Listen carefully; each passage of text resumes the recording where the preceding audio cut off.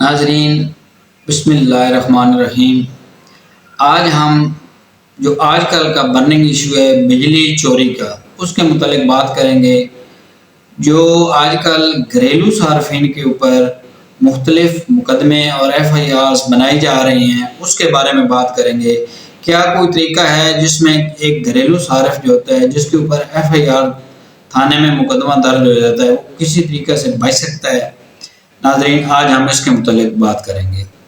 ناظرین، سب سے پہلے میں آپ کو بتاتا چلوں کہ جو پی پی سی ہے، اس کے اندر سیکشن 462J یہ گھریلو میٹر کے بارے میں ڈسکس کرتا ہے کہ جو بندہ گھریلو میٹر کے ساتھ گڑبڑ کرتا ہے، اس کی کوئی آرٹیفیشل طریقے سے اس کو روکنے کی کوشش کرتا ہے یا اس کو کوئی اور طریقے سے چھیڑ چھاڑ کرتا ہے، تو اس کے اوپر جو اس کی punishment Pakistan penal code 462J کے اندر دی گئی ہے وہ 2 سال ہے، اور جو جرمانہ ہے وہ 10 لاکھ تک ہو سکتا ہے۔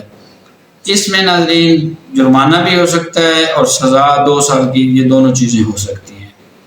اور ناظرین، اس میں ایک اور مزے کی بات بتاؤں کہ جو سی آر پی سی ہے، اس کے اندر یہ جو سیکشن 462 ہے، یہ نان بیلیبل اوفینس قرار دیا گیا ہے۔ ویئر اگر اس کی سزا دیکھیں تو وہ کم ہے، 2 سال ہے۔ جنرلی جو رول ہے وہ 3 سال تک جو سزا ہوتی ہے وہ بیلیبل اوفینسز میں آتی ہے، جس میں بیل آسانی سے گرانٹ ہو جاتی ہے، لیکن اس میں تھوڑا سا سینیریو مختلف ہے۔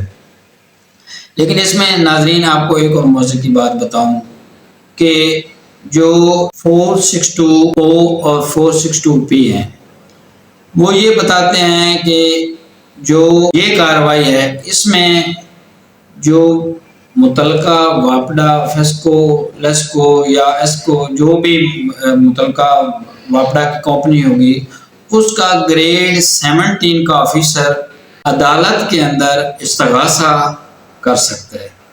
ناظرین، اس کے اندر عدالت کون سی ڈیل کرے گی؟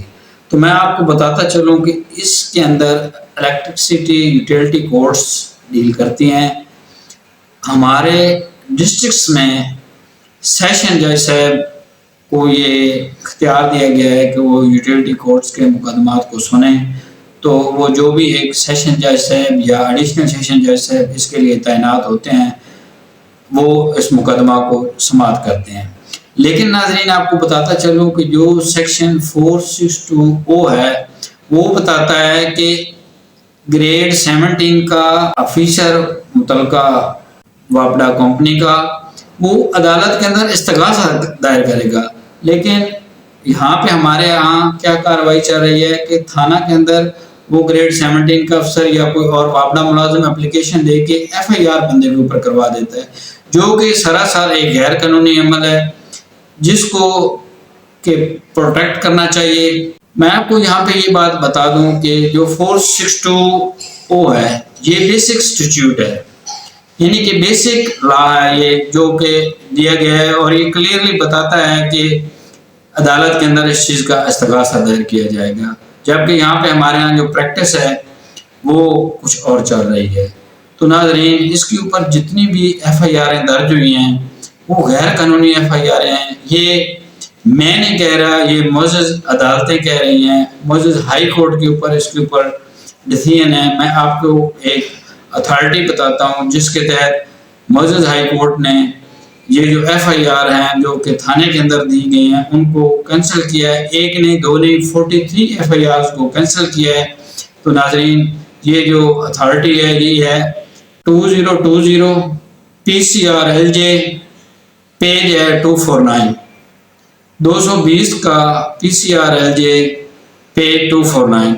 اس میں معزز ہائی کورٹ کے جسٹس صاحبان نے یہ فیصلہ دیا ہے کہ جو ایف آئی آر ہے جو کہ بجلی چوری کے اوپر دی گئی ہے، یہ غلط ہے اور اس کو ایک غیر قانونی عمل قرار دیا گیا ہے۔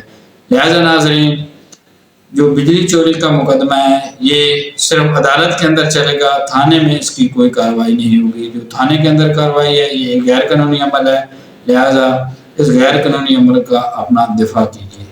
اللہ حافظ۔